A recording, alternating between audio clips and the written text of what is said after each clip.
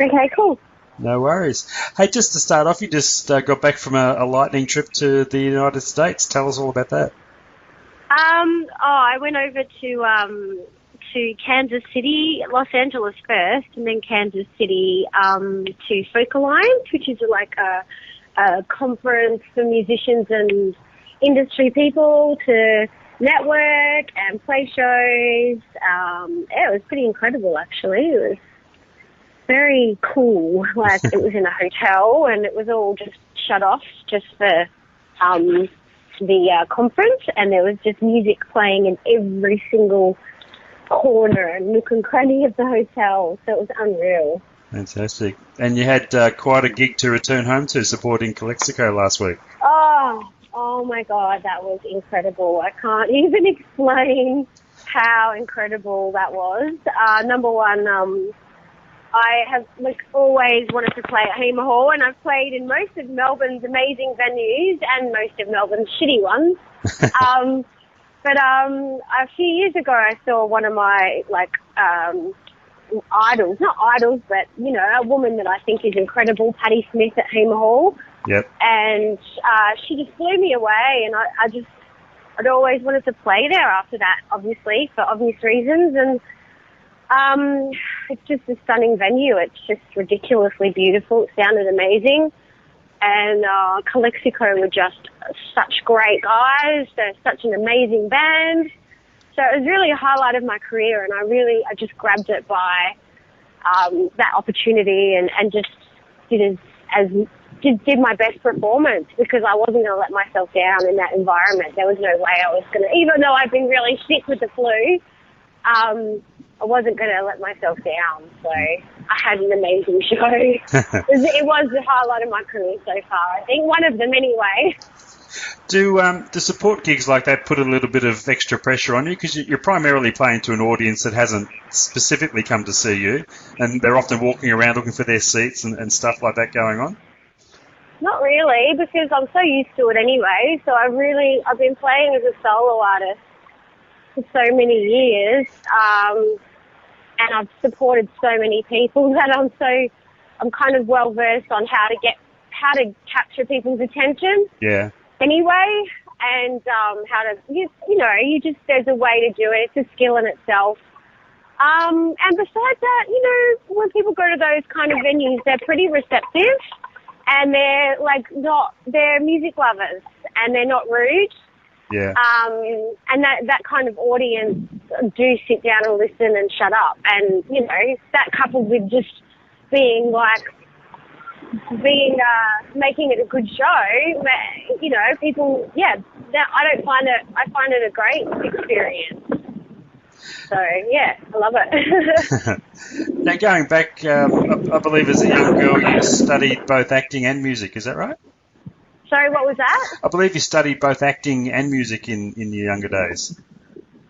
No, I didn't study music. I'm all self-taught. Uh-huh. I studied acting for a little while.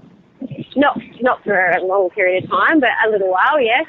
So at any stage were you torn between the two pursuits? Which one did you have to make a career decision, so to speak? No, never. No. And acting never evolved into much at all. I studied it for a while, but once I set my sights on music, that was it. There was no question. So what was the first music? I tried a few different things. I was always a bit of a performer. I love creative stuff. So I tried a few different things. But, music was definitely something that I loved the most. Now, if we'd gone flicking through young Krista's record collection, what would we have found? What was the first music to really grab your attention? Oh, God. When I was a kid, well, my parents are really cool people. Well, when they were dysfunctional, but they had really good taste in music. So I suppose I got brought up on Creedence Clearwater and Jimi Hendrix and Doors and lots of really cool music. But I think when I was young, I love the Bangles. Yep. I think I was super young and I had a Bangles record. That was probably my first It's the first album I think I bought. Yeah. But I went through so many different kind of, listened to so many different types of music, but I am in love with the 70s and 80s stuff, like bands. That's what I listen to a lot of, that kind of music, 70s and 80s. That's probably my genre. Can you pinpoint a time when you really started to develop a self-confidence in your songwriting? I can't pinpoint a time. Oh, and just going back to what you said about music and you were kind of alluding to the fact of who's inspired me the most. And I would say I was obsessed with PJ Harvey for a long period of time, and she was the one that actually instigated my decision to and commitment to actually becoming a musician, because she blew me away as well. I think I've always had this fascination with androgynous, seemingly strong, I don't know what goes on behind closed doors, but seemingly very strong women that are just incredible presence on stage. So people like Patti Smith and PJ Harvey definitely have that. But yeah, that was when I saw her perform, I was like, that's what I'm supposed to do in life. Yeah. Now, you fantasy. So what was the other question you had? Developing confidence in your songwriting. Oh, that's a process. There's no one pinnacle moment of that. It's just a process. Yeah. Yeah. Now, you found yourself in New York and eventually recorded your first album there. Was it a daunting place for you when you first got there? Did you find it a welcoming musical community? It was a really welcoming musical community because I struck gold. I became friends with Ryan Adams and the Cardinals, so I was pretty lucky. But at the start, when I first got there, I was terribly overwhelmed. And, it was like I was living in this hostel. It had rats and mice. When I got kicked out, I didn't have anywhere to go.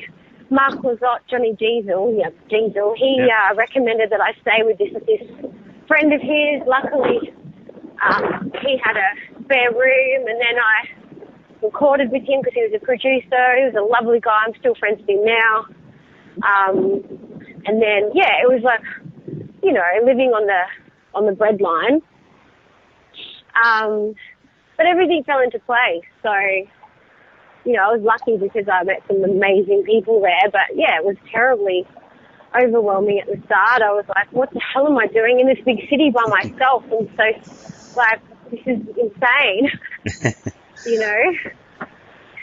Yeah, for a young performer starting out, to have an endorsement from someone like Ryan Adams must have been a magical buzz. Oh, I was like intimidated, fascinated. It was pretty amazing. It's funny though, that decision, that risk that I took to move to New York really, it really dictated the trajectory of my career today, I've had this really strong connection to the US, and it was all because of that I took that one trip, and just went over there. If I didn't do that, I probably would never have eventuated the way it has. Just the same though, when someone like Ryan Adams describes you as the next big thing, does it put a little bit of pressure on you in terms of giving you now something to live up to? No. No? No, I put enough pressure on myself. No. No, I know that he appreciates what I do, and I tell him, I still tell him today, whenever I speak to him, thanks for inspiring me, and he's been a great mentor in my career, and he knows that. He's a great guy. But that doesn't put pressure on me. He does have a reputation as being a little bit difficult to deal with and not suffering fools gladly. You haven't found that at all? No, he doesn't suffer fools at all. Absolutely not. It's fine though. I can manage. I'm fine with that. You either get along with him or you don't. I do, so that's fine. Now, you've worked with different producers on each of your records. What do you look for in a producer when you're seeking someone to work with? Oh, well, Malcolm Byrne was the first one. He was pretty incredible, actually. I still really love that album. It's a beautiful record. What did I look for? I had a couple of people to choose from. I don't know what made me make that decision at that time. I met him. We talked. I had a couple of other people. It was maybe just a vibe. Mm.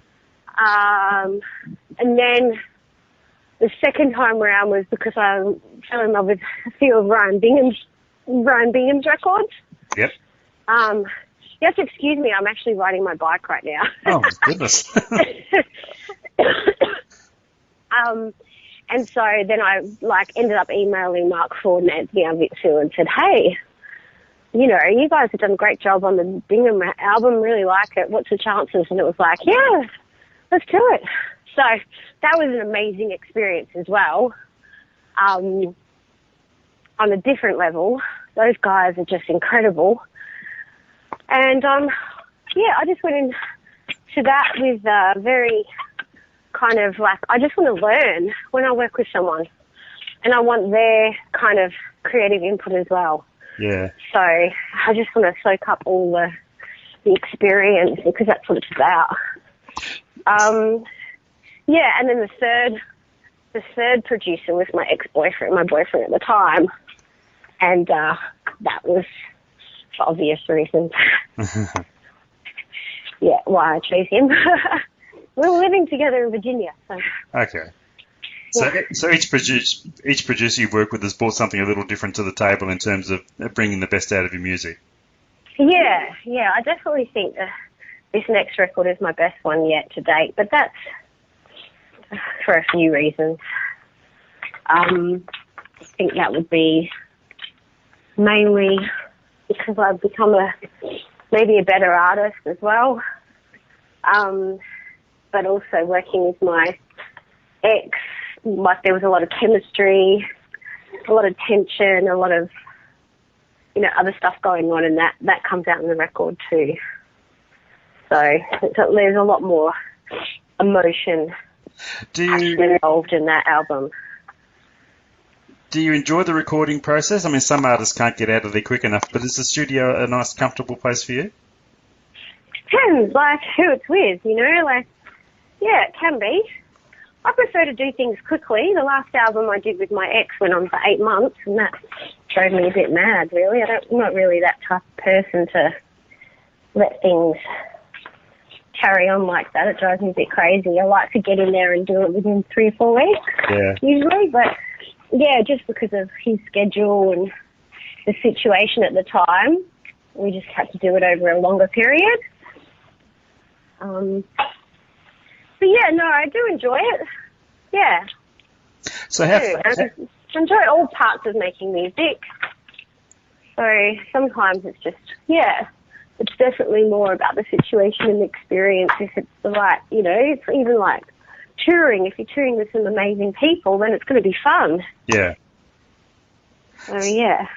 So how far away is the next album? I see you've just released a new 5-track EP. Yeah. So that was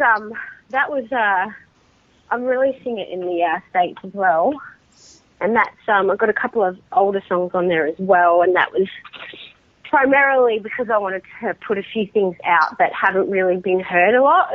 On top of, I've never really given my music records a lot of financial backing, so I'm a very independent artist. So it's been, it's been a long process, but with this album I've got some support, so I'm definitely doing it more a bit of a strategy behind it. Okay. Sorry? No, that's fine. You're right. Yeah, and the album will come out mid-year. Fantastic. Yeah. So if you could place a theme on this new record, would there be one in terms of the songs? Theme on the whole record? Yeah. No, not really. I don't think it's definitely like, I always think of my music as like having romantic, nostalgic undertones. And it's like dark folk to me, you know. It's alternative, and every album's a bit different. I like to try different things too. So there's no like theme. I think there's definitely a lot of consistency between my albums because I'm a singer-songwriter and I am a bit of a hopeless romantic, so that comes through in all of them. But I'm also like in touch with my feminine side and my kind of passionate, you know, womanly side as well. And I like to express that as like, you know, yeah, I have not just kind of, I like to try different things and show different parts of my personality through my music. Sure. And I think that's a consistency through all the records, but there's no one theme in every record, no. When planning a new record in these days of digital downloads and people can program a CD, do you worry too much about the sequencing of tracks? Is that still an important issue to you? Yeah. I don't worry too much about it, but it's definitely a thought and a consideration. Yeah. So this will be the third album. You often hear stories of artists putting together that difficult third album because album number one, you've always got a storage of songs ready to go. Has this one been difficult in any way for you? Not really. I mean, it's been difficult in different ways, but not because like I find it difficult to put it together. It's more time and it's more money having, you know, it's not a cheap process to do an album. But no, I like do things differently. I don't write songs constantly. I usually write before I make an album. And yeah, no, I kind of, yeah, no, I don't find that difficult because I like to have like a goal in mind, you know. So, and once I set out to do that, then no, it wasn't difficult. It was difficult to make the album in different ways, but no, not in writing songs. I saw the studio you recorded it. It was described as a minimalist basement studio. How do the surroundings affect the sound of a record? I mean, if you're working with someone who's really talented, you know, you can get some pretty extraordinary sounds out of not much. So you'd be surprised. I mean, you probably wouldn't be surprised because I'm sure a lot of it came out of the 70s and 80s was very minimalistic. So, yeah, it was just my ex's basement in his house. And he didn't have a lot of money, neither do I, so we just kind of had to record with whatever was around. Yeah. And including, you know, like it wasn't on Pro Tools, it wasn't all the latest of, you know, of that a lot of studios have. It was older gear. Yeah, but it sounds amazing. So I think that if there's, you know, chemistry. It's hard to explain. Some things just work, and you can't force it. Yeah. And it just worked. The songs, the vibe. He's very talented. You know, our combined kind of efforts together, it just worked. Yeah. Now, all your albums to date have been recorded in the States, and you've mentioned that American aspect to your sound. Any hopes in the future to record a homemade album here in Australia? Yeah, it hasn't actually been intentional to do it that way with the States. It just has happened. Yeah. And I think it's definitely, like I said, because I went over there and I made friends and, you know people, and then you go back and it's just kind of naturally evolved like that. Yeah, definitely I'd love to do a record in Australia. That'd be great.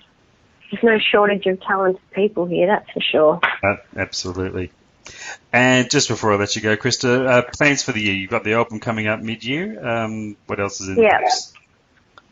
Just shows, really. Just shows, performing, the album, maybe some more travel. I might go back to the States again in a month or so. That's it, really. Been pretty busy with that, so... Yeah, it sounds like an exciting year ahead, and we look forward to album number 3 in a few months' time. Yeah, it is exciting. Thank you. I'm really enjoying it. So that's great. Thanks for your time, Krista. It's been great catching up with you, and congratulations on some fantastic multitasking, bike riding and interviewing at the same time. I'm very impressed. I know. Thanks a lot, John. All the best. Take care. Okay, bye. Cheers.